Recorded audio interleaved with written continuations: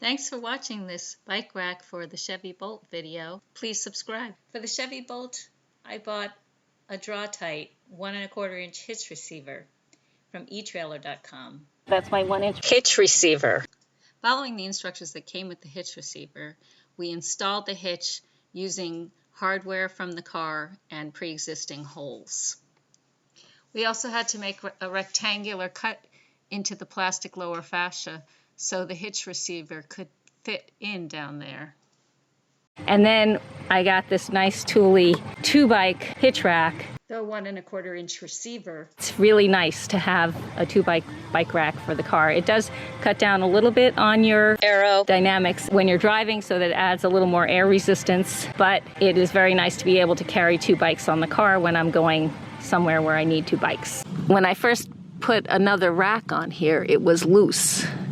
It shook around in the receiver, but the Thule rack has this nice lock on it, so you lock it and then this thing just spins around and the whole thing is very well in place there. And now just to lift this thing, you simply lift up on the handle at the top, and then you can have a rack for 2 bikes that you simply clamp onto the bike rack. It's very sturdy and very strong. Another nice feature is there's one hook here. And when you open that up like that, and you can just close it like that, and it locks on, but you can open it by lifting up here. That nice hook there is good because you can now open the back of the car and get into the car and access things.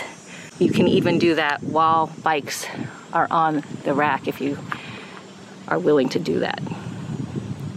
Here you see the bicycle locked onto the bike rack so you're ready to drive away.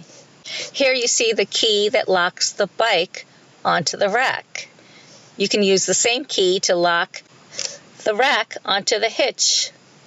Remember to close the hatch before you lift the rack back up, or you might not be able to close the hatch.